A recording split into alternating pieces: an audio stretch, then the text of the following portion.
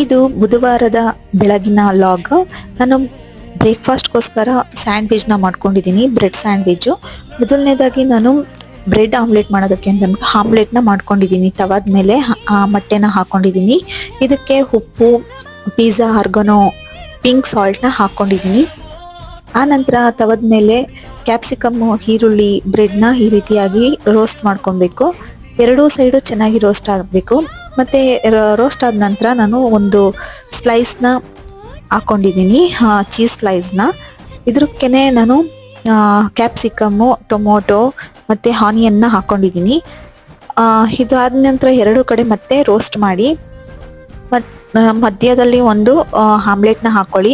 ತುಂಬಾ ಚೆನ್ನಾಗಿರುತ್ತೆ ಟೇಸ್ಟು. ಇದಕ್ಕೆ ಬೇಕಾದರೆ ನೀವು ಏನಂತಾರೆ ಅದಕ್ಕೆ ಟೊಮೊಟೊ ಕೆಚಪ್ನ ಹಾಕೊಂಡ್ರೂ ತುಂಬಾ ಚೆನ್ನಾಗಿರುತ್ತೆ, ತುಂಬಾ ಟೇಸ್ಟಿಯಾಗಿರುತ್ತೆ. ಫುಲ್ ವಿಡಿಯೋನ ಅಪ್ಲೋಡ್ ಮಾಡ್ತೀನಿ ನೋಡಿ.